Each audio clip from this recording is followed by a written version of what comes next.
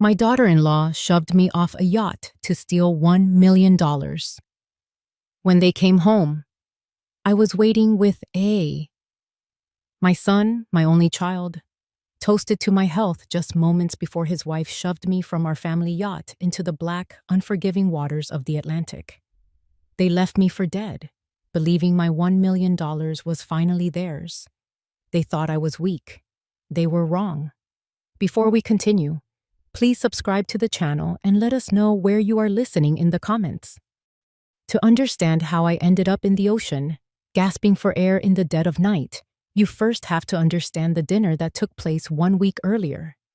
The air in our Miami Estates dining room was thick with the scent of salt water and night-blooming jasmine, a gentle breeze drifting in from the open terrace doors. Above our heads, the grand crystal chandelier shattered the light into 1,000 tiny rainbows on the polished mahogany table. It was a perfect Florida evening, or so it seemed. My son, Michael, sat across from me, the very picture of success in his tailored suit, his lawyerly charm turned up to its brightest setting.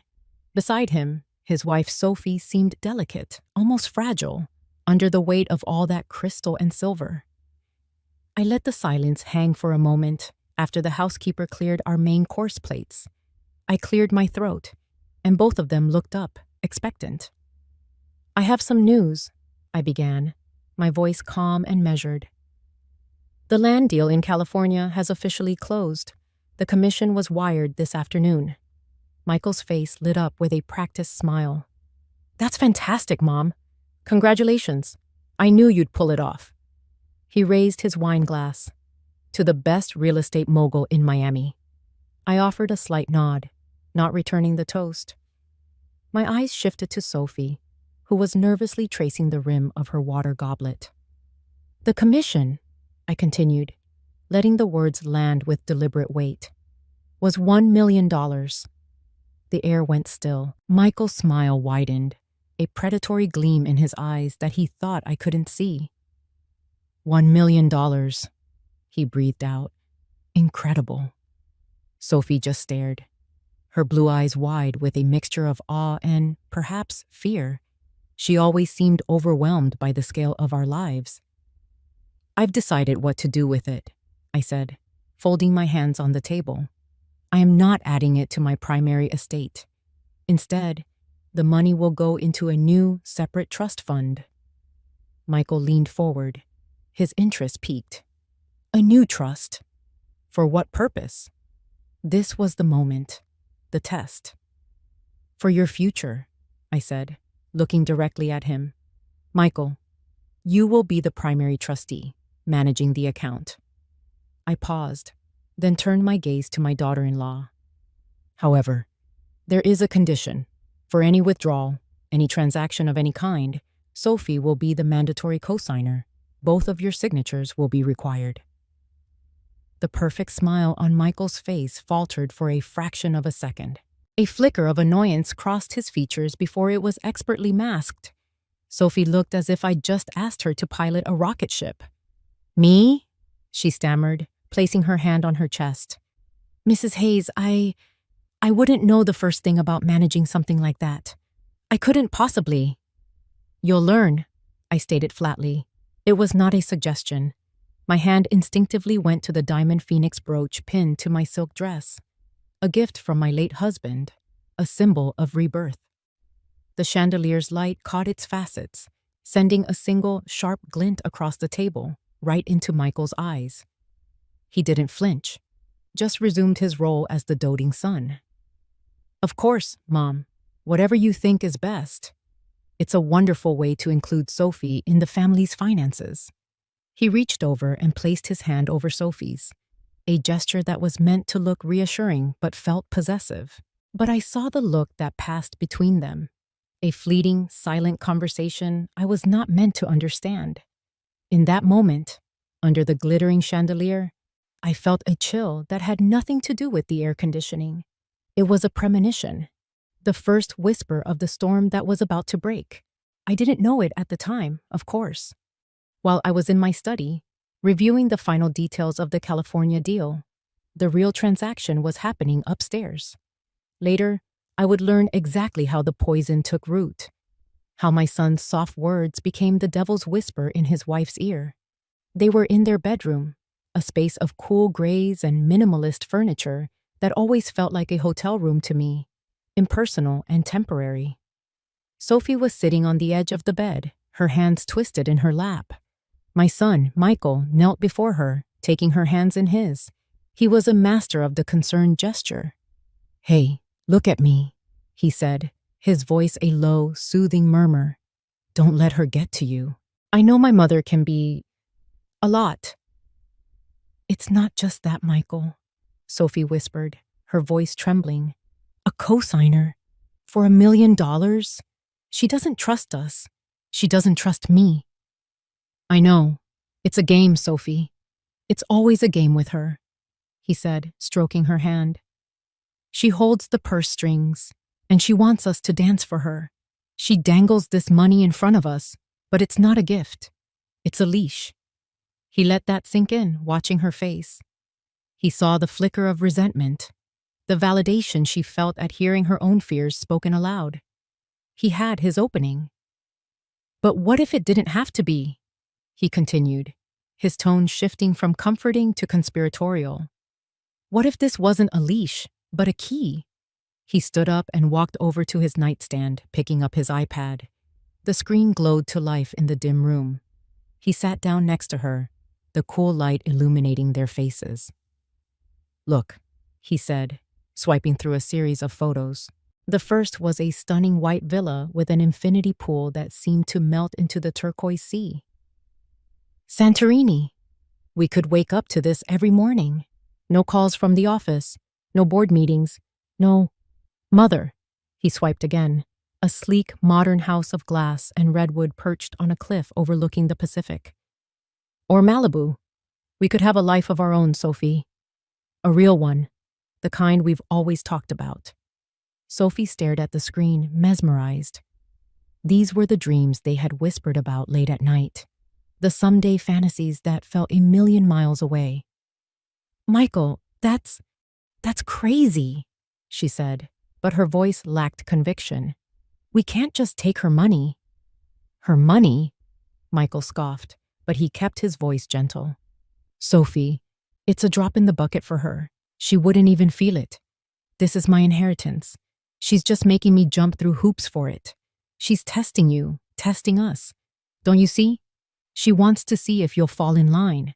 He put the iPad down and turned to face her fully, his expression earnest. "Think about it. $1 million. We could disappear. Start fresh. I could open a small practice by the beach. You could paint again. We could finally be free. No more walking on eggshells in our own home. The ball would finally be in our court." "But it's wrong," she said, her voice barely audible.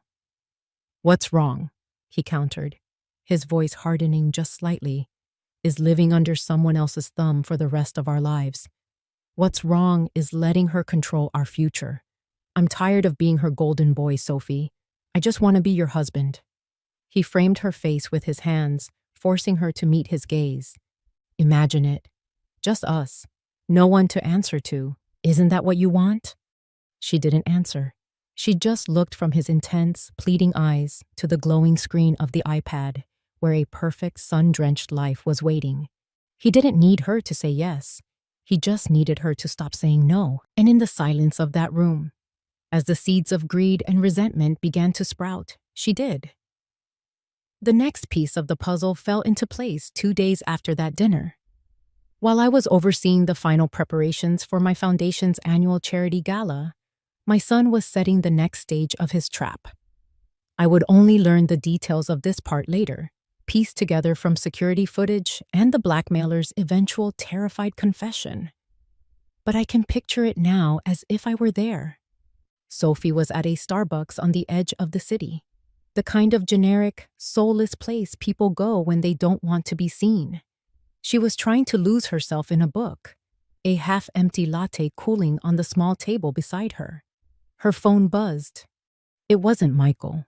It was an unknown number. The message was short, and it made the blood drain from her face. "I know what you did in Denver 5 years ago. Her hand trembled, rattling the ceramic mug against the saucer. Her past, the one she had run from, the secret she had buried so deep she'd almost convinced herself it didn't exist, had just crawled out of its grave. She looked up, her eyes darting around the quiet coffee shop. A man in a baseball cap and sunglasses was watching her from a corner table.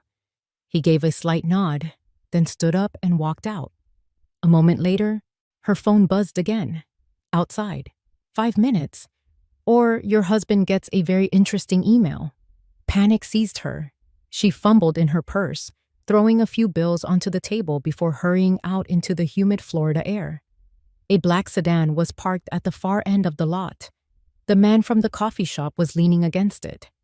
As she approached, he opened the back door. "Get in," he said, his voice a low gravel. Inside the car, he didn't waste time. 5 years ago, Denver. A hit and run. A young man on a bicycle. You drove away, Sophie. You left him on the side of the road. Tears streamed down her face. "It was an accident. I was scared.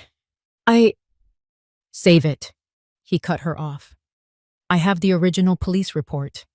The one that was lost. I have a witness who saw you. It's a shame your mother-in-law is so well respected. A scandal like this, it would ruin the family name." "What do you want?" she choked out. $250,000, he said calmly. A small price to pay to keep a ghost in its grave. When she finally stumbled back into her house an hour later, she was a wreck. Michael, of course, was there to catch her when she fell. He held her, let her cry, and listened to her frantic, garbled confession. He played the part of the shocked, supportive husband to perfection. It's okay," he soothed, stroking her hair. "We'll figure this out." "We can't," she cried, pulling away from him. "He wants $250,000, Michael. Where are we going to get that kind of money? We'll have to go to your mother." Michael's face hardened. "No, absolutely not. We can't tell her this. Do you have any idea what she would do? She'd throw you to the wolves to protect her reputation. We are not telling her." "Then what do we do?" Sophie pleaded, her eyes wide with desperation. "He's going to ruin us." Michael sighed, a deep, theatrical sound of a man burdened by the world. He started pacing the room, running a hand through his perfectly styled hair. "I don't know, Soph. My accounts are tied up in investments. I could maybe liquidate some things, but it would take weeks, and he'd get suspicious. We're in over our heads here." He stopped and looked at her, a dawning, terrible idea seeming to cross his face. Unless what?" she asked, desperate for any sliver of hope. "The trust," he said, his voice barely a whisper. "The $1 million. It's the only way. It's the only cash we can get our hands on fast enough to make this go away for good." He made it sound like the most tragic, unavoidable conclusion in the world.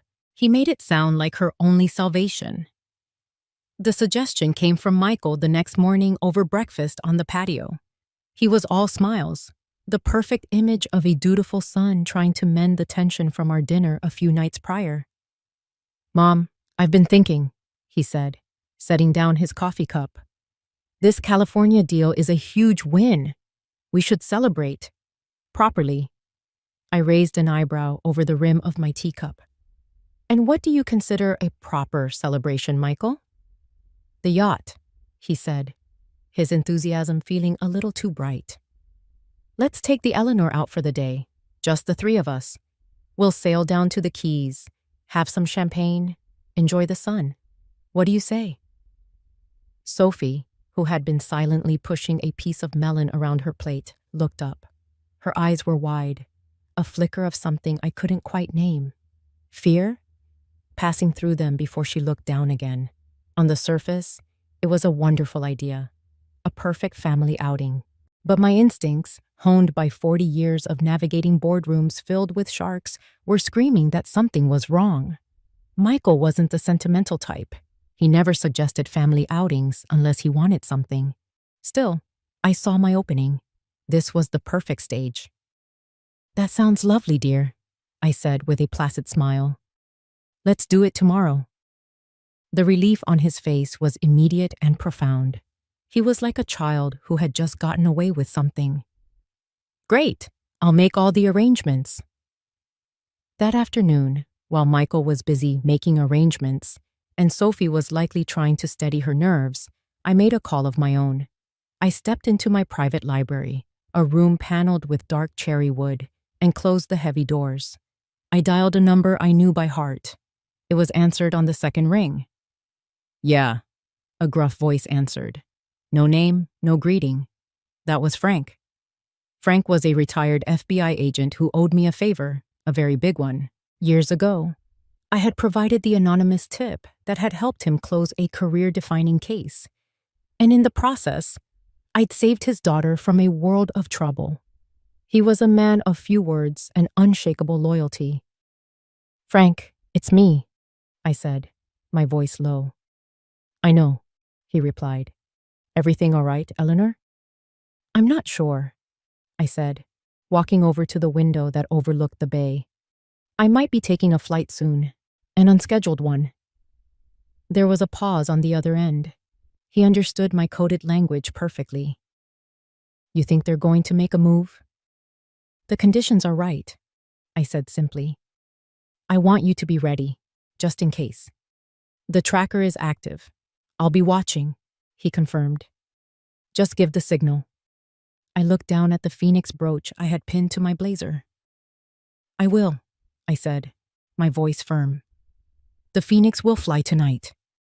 I didn't say tonight. I meant tomorrow, but it was part of the code. It meant the plan was in motion. Understood, he said, and the line went dead. The next day, the sun was brilliant. The sky a perfect cloudless blue. The marina in the Florida Keys was a picture of obscene wealth, with gleaming white yachts bobbing gently in the turquoise water. Michael was already on board the Eleanor, playing the gracious host, a bottle of champagne already chilling in a silver bucket. The moment we left the harbor, the smooth jazz started playing through the boat's sound system. The sea was calm, the definition of smooth sailing. Michael poured us all a glass of champagne, his smile never leaving his face. To family, he said, raising his glass. And to new beginnings. I clinked his glass, my eyes on Sophie. She was a ghost, dressed in a beautiful white sundress. She looked as pale as a sheet, her knuckles white as she gripped the stem of her untouched champagne flute. She stared out at the endless blue water as if it were an abyss. I took a small sip of my champagne, the bubbles fizzing on my tongue. The sun was warm on my skin. The sea breeze was gentle, but a cold knot was tightening in my stomach. I reached up and unconsciously touched the cool metal of the phoenix brooch on my dress. It was a small, solid weight against my chest. A silent promise. I was ready for whatever was coming. Before we continue, please subscribe to the channel and let us know where you are listening in the comments. The sun began its slow descent, painting the sky in fiery strokes of orange, pink, and gold. The air grew cooler, the sea turning from a bright turquoise to a deep, intimidating navy. We had been sailing for hours. The champagne bottle was empty, and the forced pleasantries had long since died out, leaving a thick, heavy silence in their wake. Michael stood at the helm, steering us further and further from the distant shoreline. He looked completely at ease, one hand on the wheel, the other in his pocket. A picture of calm control. He was waiting for the perfect moment.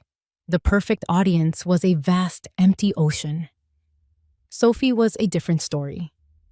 She sat huddled on one of the cushioned benches, wrapping her arms around herself as if a bitter wind had picked up, though the air was perfectly still.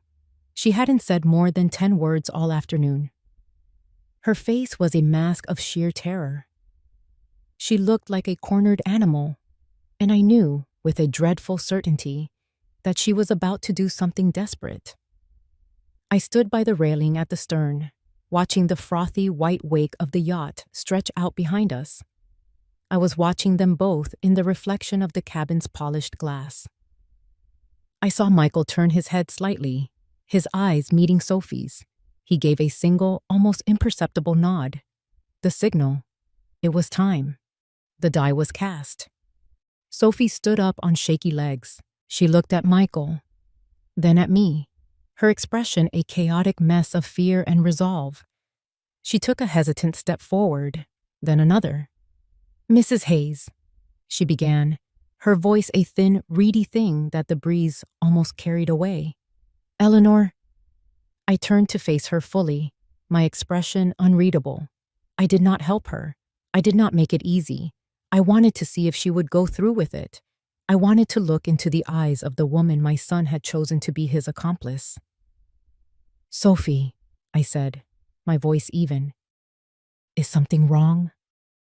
Tears welled in her eyes, spilling down her pale cheeks. "I'm so sorry," she whispered. It was a pathetic, hollow sound. She was apologizing for what she was about to do, not for the decision she had already made. She closed the distance between us. She was close enough now that I could smell the salt and fear on her. Her hands came up, trembling violently. For a moment, I thought she might lose her nerve, that some shred of decency might win out. But then her eyes flickered past me, towards Michael. He was watching, his face a cold, impatient mask. He had pushed her to the edge, and now he was waiting for her to jump. Her gaze snapped back to mine. In that final second, I didn't see a monster. I saw a weak, terrified girl who was in far over her head. I saw the pawn my son had so expertly maneuvered into position, and as her hands made contact with my shoulders, the primary emotion I felt was not anger, but a profound, soul-crushing disappointment. This was the legacy I was leaving behind, a son who would use a broken girl to commit murder. The push itself wasn't violent. It was a desperate, panicked shove. My balance was gone. The world tilted crazily, a blur of golden sky and dark water. The last thing I heard as I fell backward into the abyss was Michael's perfectly rehearsed scream. "Mom!" It was a masterful performance, full of shock, anguish, and a son's love. It was a complete and utter lie. A funeral, I've always believed, is for the living. It's a performance of grief, a public spectacle to convince the world and perhaps oneself that a life mattered. My funeral was no different, except for two small details. There was no body, and the chief mourner was my murderer. From what Frank later showed me on the news clippings and the society pages, it was a grand affair. Michael had booked the largest, most ostentatious cathedral in Miami. He spared no expense. The pews were filled with the city's elite, business partners, rivals, political figures, all there to see and be seen. He had my favorite white orchids flown in from Hawaii, thousands of them, their cloying, sweet scent filling the cavernous space. It was a production worthy of Hollywood. Michael, naturally, was the star of the show. He was the very picture of grief, dressed in a somber, impeccably tailored black suit. He stood at the entrance, accepting condolences with a grave, heartbroken expression. He'd shake a hand, accept a hug, and wipe away a crocodile tear at just the right moment. He was a smooth operator, selling the story of a devoted son shattered by a freak accident. The Coast Guard had called off the search after 3 days. The official report was filed. Lost at sea, presumed deceased. It was all so neat and tidy. Sophie stood beside him, a wraith in black silk. She was his prop. Her genuine distress made his feigned sorrow all the more believable. She was pale, trembling, her eyes red-rimmed and vacant. She looked haunted, because she was. Every whispered word of sympathy was a fresh stab of guilt. The centerpiece of the performance was Michael's eulogy. He walked to the lectern, clutching a piece of paper his hands supposedly shook too much to read. He didn't need it. He had rehearsed. "My mother, Eleanor Hayes, was a force of nature," he began, his voice thick with emotion. "She was a titan in a world of men, a visionary who built an empire from the ground up. But to me, she was just Mom." He paused, letting out a choked sob that echoed through the silent cathedral. "She taught me everything. how to be strong, how to be resilient. The last thing we did together was celebrate. We were on the water, her favorite place in the world. She was happy. That's the memory I will hold on to. It was sickeningly perfect, a masterpiece of manipulation. But then a crack appeared in their carefully constructed facade. After the service, during the reception at my home, a small memorial table had been set up. On it was my favorite photograph, one of my late husband and me, taken on the very same yacht 20 years earlier. Sophie was standing near it, looking lost, when one of my oldest friends approached to offer a kind word. As Sophie turned, her elbow bumped the silver frame. It fell to the marble floor with a sickening crash. The glass shattered. A hush fell over the nearby guests. Sophie let out a small, horrified gasp and stared down at my smiling face, now fractured into a dozen pieces. It was too on the nose, too symbolic of what she had done. Michael was at her side in an instant. He didn't miss a beat. "It's all right, darling. It's just an accident," he said loudly for everyone to hear, wrapping an arm around her. But as he bent down to help her, Frank's contact, who was posing as a caterer, saw the look on his face. For a split second, the mask of the grieving son slipped, revealing a flash of pure, undiluted rage in his eyes. He was furious at her for her clumsiness, for this one unscripted moment in his perfect play. The next morning, with the scent of funeral lilies still clinging to the curtains of my house, Michael Hayes walked into my office at Hayes Properties. He sat in my chair, put his feet up on my desk, and began the process of taking over my life. He believed he had won.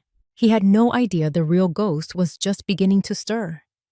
The first thing I was aware of was the smell, not the cloying sweetness of funeral orchids, but the raw, clean scent of salt and old wood. The second was the sound of waves not crashing over my head, but rolling gently against a nearby shore. I was lying on my back, a coarse wool blanket scratching my chin. I was alive. My eyes fluttered open. I wasn't in my silk-sheeted bed at the estate. I was in a rustic room with exposed wooden beams on the ceiling. I sat up, a wave of dizziness washing over me as the memory returned with the force of a physical blow. The setting sun, Sophie's terrified face, the shove, the shocking, paralyzing cold of the Atlantic. "Easy there." The voice was gruff, familiar. Frank was sitting in a worn leather armchair in the corner of the room, a laptop open on the table beside him. He looked as solid and immovable as the old lighthouse down the coast. "Frank," I rasped, my throat raw from salt water. "It worked." "Like a charm," he said, getting up and handing me a glass of water. "His boat was 10 miles out when your signal went active. I picked you up 2 miles from where you went in. You were lucky. The current was on our side." I drank the water, the cool liquid a balm to my throat. Lucky wasn't the word I would have chosen. Prepared, perhaps. Vindicated, certainly. "He didn't even look for me, did he?" I asked. It wasn't a question. It was a statement of fact that I needed him to confirm. Frank didn't answer with words. He turned the laptop towards me. On the screen was a map of the Florida Keys. A red line tracked the path of the Eleanor heading out to sea. Then, a single red dot blinked where it had stopped. Another blue dot, Frank's boat, moved steadily towards it from the coastline. "The brooch never stopped transmitting," he said. "But that's not what you need to see." He clicked a file, the screen filled with video, grainy from being shot with a long-range lens from his boat, but perfectly, damnably clear. I saw myself standing at the railing. I saw Sophie approach. I saw the push. I saw my own body disappear over the side. I watched, my face impassive, as Michael screamed my name. I saw him rush to the side, looking down into the dark water. But Frank didn't stop the video there. He let it play. For 10 seconds, Michael played the part of the frantic son. Then he stopped. He stood up straight, his shoulders relaxing. The look of anguish on his face vanished, replaced by an expression of cold, flat appraisal. He looked at his watch. He said something to Sophie, who had collapsed onto the deck, and his tone wasn't comforting. It was impatient, commanding. He calmly turned back to the helm, started the engine, and turned the yacht back towards Miami, leaving his mother to die in the middle of the ocean. He had him. Frank had my son dead to rights. I watched the video twice without blinking. All the years of love, of pride, of sacrifice, all of it was a lie. The son I had raised, the man I had built an empire for, was a stranger, a monster wearing my child's face. Something inside me shifted. The deep, aching grief of a betrayed mother began to cool, to harden, to sharpen into something else entirely. It was the feeling of a forge, the pain burning away all the soft, useless parts of me, leaving only something cold and unbreakable. I looked at Frank. The tears I thought would come never did. They had been washed away in the Atlantic. My hands, which had been trembling, were now perfectly still. I curled them into fists, my nails digging into my palms, the small pain a welcome anchor in the storm. I was not a victim bobbing in the water. I was not a ghost to be mourned with fake tears and expensive flowers. I was the phoenix, and I had just risen from the ashes. "He's not just going to lose the money, Frank," I said, my voice low and steady, a stranger in my own throat. "He's going to lose everything." From the quiet solitude of Frank's beach house, I began to pull the strings. The first thread was the money. It was the reason my son had tried to murder me, and it would be the first instrument of his unraveling. The $1 million trust fund wasn't a gift. It was a cage, and the door had just slammed shut. Michael, of course, didn't know this yet. A week after my funeral, flush with false confidence, he and Sophie walked into the downtown branch of my private bank. Frank had an old contact behind the counter who gave him a full report. Michael was the picture of quiet dignity, the bereaved son forced to handle his late mother's affairs. He requested a full transfer of the trust's funds into his personal account. He was politely informed that the transaction was impossible. "I'm sorry, Mr. Hayes," the bank manager told him, his face a mask of professional sympathy. "But there's a flag on the account. A security freeze was placed on it by Mrs. Hayes herself, the day before her trip." According to Frank's contact, Michael's composure almost broke. For the first time, he hit a brick wall. He argued, then demanded, then made veiled threats about his legal prowess. But my instructions had been ironclad. The account was frozen, accessible to no one. He left the bank empty-handed, his perfect mask showing the first hairline cracks of fury. That failure sent a tremor through their new life, and nowhere were the vibrations felt more strongly than with Sophie. She was living in my house, sleeping in my son's bed, but she was a prisoner. My portrait watched her from the wall in the grand foyer. My scent lingered on the linens. She was haunted, and her guilt was eating her alive. She wasn't sleeping. Frank's surveillance, discreet cameras placed long ago under the guise of a security upgrade, showed her wandering the house at all hours of the night. She drank. She would stand on the terrace for an hour, staring at the dark water of the bay, her hands trembling. The life of freedom Michael had promised her felt more like a beautifully decorated prison cell. The walls were closing in. The breaking point came late one night, about 2 weeks after my death. Sophie was roaming the silent hallways, a glass of whiskey in her hand, when she heard Michael's voice coming from his study. The door was slightly ajar. She crept closer, drawn by his tone. It wasn't the gentle, soothing voice he used with her. It was cold, sharp, and commanding. He was on the phone. "The payment was final. The job is done," Michael said, his voice low and hard. "There's nothing else to discuss." Sophie froze, her blood turning to ice. She recognized the topic, if not the other voice. It had to be the blackmailer. But Michael didn't sound scared. He sounded like a boss scolding an employee. There was a pause as the person on the other end spoke. "Don't be stupid," Michael snapped. "You got what you were promised. Don't get greedy. If you call this number again, you'll regret it. We're done." He hung up. The click echoed in the silent house. Sophie stood motionless in the darkness of the hallway, the pieces clicking into place with horrifying clarity. The threatening text messages, the man in the coffee shop, the demand for $250,000. It was all a lie, a carefully staged play designed to push her over the edge. Michael wasn't protecting her from a blackmailer. He was the blackmailer.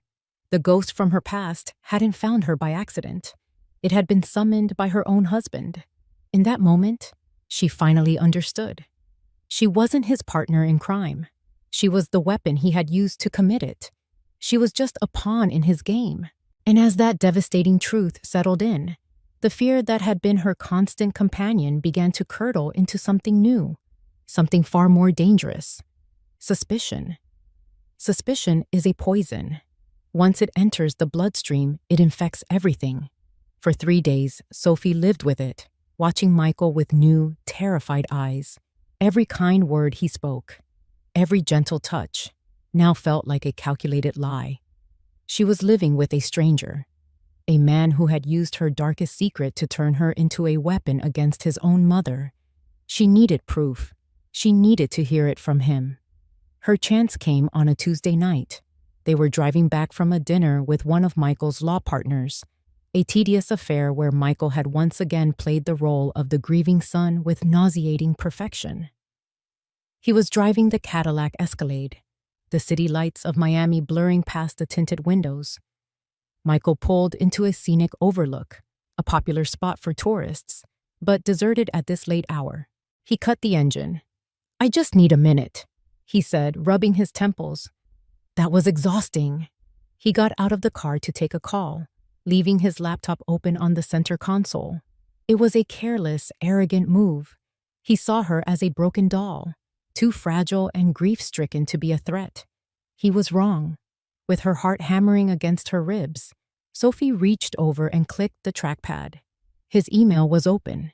It took her less than a minute. She went to the trash folder, her hands shaking so badly she could barely control the cursor. And there it was, a chain of deleted messages with an encrypted anonymous email address. The subject line was Denver. She read the first message, her breath catching in her throat. It was from Michael, sent a month ago. "The target is vulnerable but needs a strong push. Time to activate the asset." The reply, "The agreed-upon fee is $250,000. Half now, half upon completion." Sophie felt the world tilt. Asset. That's what he had called the blackmailer. The whole thing was a business transaction. She scrolled down, her horror mounting. She saw the bank transfer confirmation. She saw the final message, sent the day after I died. It was from Michael. "Job complete. Final payment sent. Delete this thread and lose this number." The car door opened, and Michael slid back into the driver's seat, a self-satisfied smile on his face. "Finally got rid of him," he said, ending his call. He looked at Sophie and his smile faltered. He followed her gaze down to the glowing screen of the laptop. The mask didn't just crack, it fell away completely. His face went cold. "You shouldn't have seen that," he said, his voice devoid of any warmth. "You hired him," Sophie whispered, the words tasting like ash in her mouth. "There was no blackmailer. It was you. It was always you." Michael didn't deny it. He simply closed the laptop with a soft, final click. "You were in over your head, Sophie. You were a liability. I gave your little drama a purpose." "A purpose?" she repeated, her voice rising with disbelief. "You used my past to trick me into what was necessary," he finished for her, his tone chillingly calm. "My mother was never going to let go of the reins. She was going to keep me on a leash my entire life. That $1 million was just another test, another hoop for me to jump through. I was tired of playing the game by her rules, so I changed them." The confession was so blatant, so devoid of remorse, that it stole her breath. "And me? What was I in all this?" He finally turned to look at her, and there was nothing in his eyes but cold, hard calculation. You were the perfect tool, he said. Fragile, guilty, desperate. You played your part beautifully. You were the one who pushed her, after all. If things had gone south, who do you think they would have believed? The grieving son, or the unstable wife with a secret? The truth of it hit her with the force of a physical blow. He had set her up from the very beginning. She wasn't just a pawn. She was the scapegoat, the fall guy if his perfect plan went wrong. The love, the promises of a new life, the comforting words, all of it was an act. She started to sob, deep, ragged sounds of a heart breaking. The man she loved didn't exist. He had never existed. Michael simply started the car, his expression one of mild annoyance. "Pull yourself together, Sophie," he said, putting the Escalade in drive. "You got what you wanted. We're free. Don't ruin it by being hysterical." The living room of Frank's beach house had become my war room. The coffee table was littered with blueprints of my estate, timelines, and financial statements. On a large monitor connected to his laptop, a dozen small windows showed live feeds from every key room in my house. We watched them live their lives in my home, a grotesque parody of the family they had pretended to be. We watched Michael take command of my study and Sophie drink herself into a stupor on my terrace. We were the ghosts in their machine, and the net was slowly closing around them. "She knows," I said, pointing to a feed from the master bedroom. Sophie was packing a suitcase, her movements frantic and clumsy. Michael was standing in the doorway, blocking her exit. "She knows he used her." "The confrontation in the car did it," Frank said, not looking up from a different screen where he was tracking a cell phone signal. "She's a cornered rat, unpredictable. She won't leave," I said with certainty. "He won't let his star witness walk off the stage, but her panic is useful. It will make him careless." The next phase of the plan required a more hands-on approach. The blackmailer, the asset my son had hired, was the final piece of the puzzle. His name was Leo, a low-level private investigator with a gambling problem and a flexible moral code. Frank found him at a cheap motel off the interstate. They brought him to the beach house after dark, his head covered with a black hood. When Frank pulled it off, Leo blinked in the dim light, his eyes wide with terror. Then he saw me, sitting in the armchair across from him, and his fear turned to utter disbelief. He looked like he'd seen a ghost. "That's not possible," he stammered, looking from me to Frank and back again. "You're dead." "Reports of my death were greatly exaggerated," I said, my voice as calm as the still night air. "But yours don't have to be." Frank placed a folder on the table between us. "Leo," he said, his voice a low growl. "We know about the hit and run in Denver, the real one, that is, the one you covered up for a city councilman back in the day. We also know about your bookie, your offshore accounts, and the fact that you haven't paid taxes in 6 years. We have you dead to rights on at least 4 federal charges." Leo swallowed hard, his face pale. "Or," I continued, leaning forward, "you can help me. You can tell me everything Michael Hayes told you. You can give me every piece of correspondence, every recorded call, every bank transfer. You will sing like a canary, and in return, all of this goes away. You get a clean slate." It wasn't a choice. It was a command. He spent the next 2 hours telling us everything, his initial bravado melting away into a desperate desire to save his own skin. By the time he was finished, I had it all. The final, undeniable proof that Michael was the architect of the entire conspiracy. After Frank led the terrified man away, he returned to the living room. "He'll cooperate," he said. "What's the next move?" I stood up and walked to the window, looking out at the dark, placid ocean. For weeks, I had been a ghost, a shadow watching from the sidelines. Now it was time for the haunting to begin. The time for hiding was over. The time for retribution was at hand.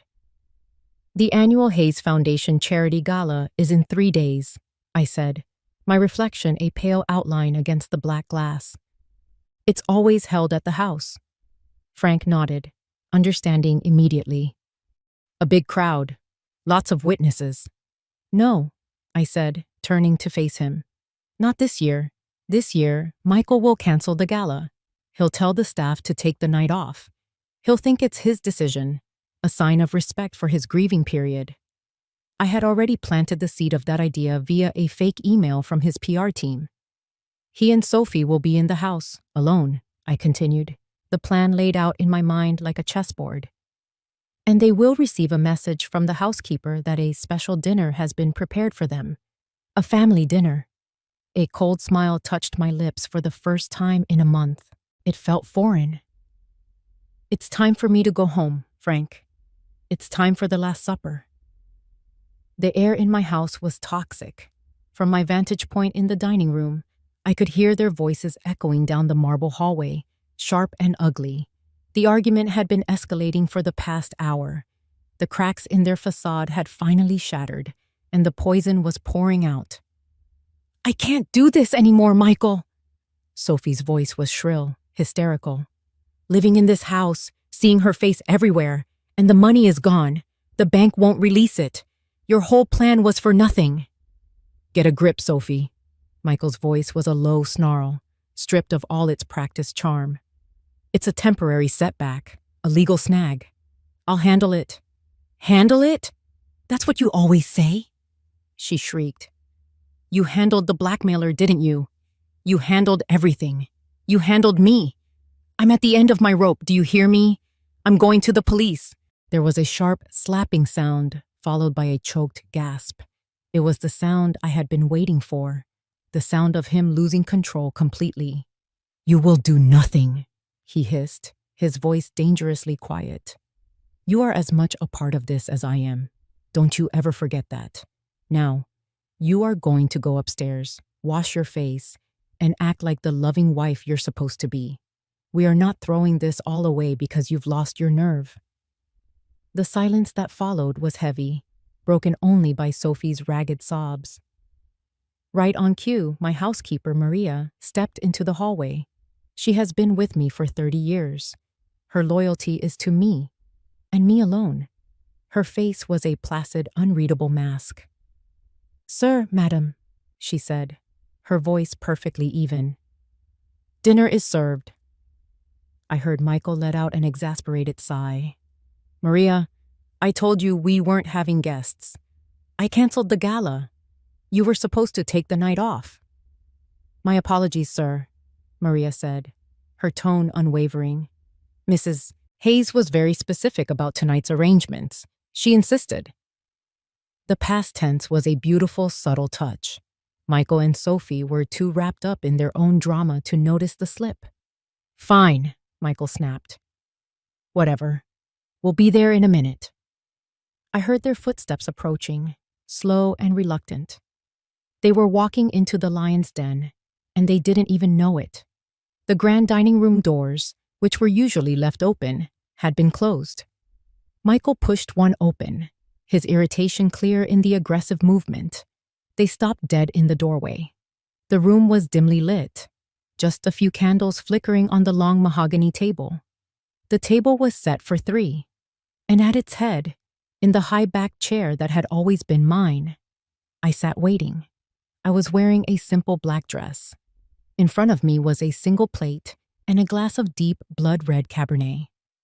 I raised the glass to my lips, took a slow, deliberate sip, and then placed it back on the table with a soft click. I looked at them, my 2 betrayers, and offered them a small, serene smile.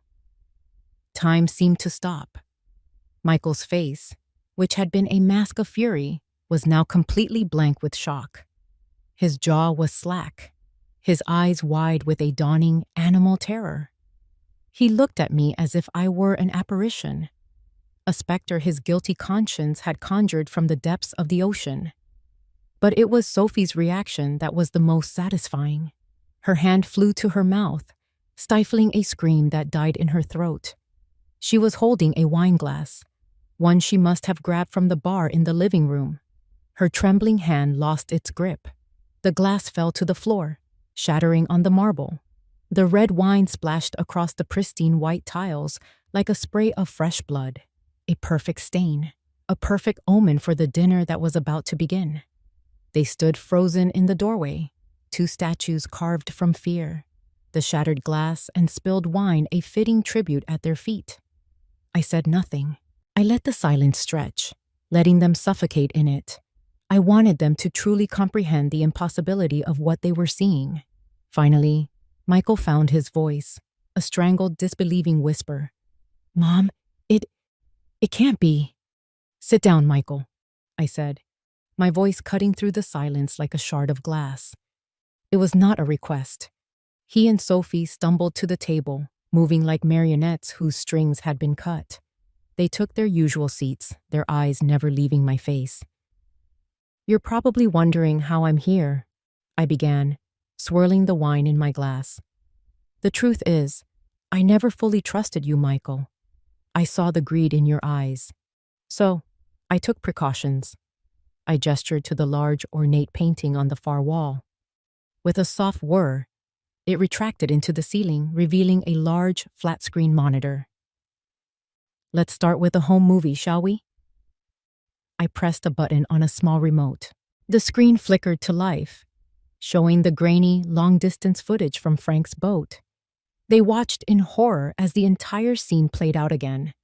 Sophie's pathetic apology, the push, my body falling into the water.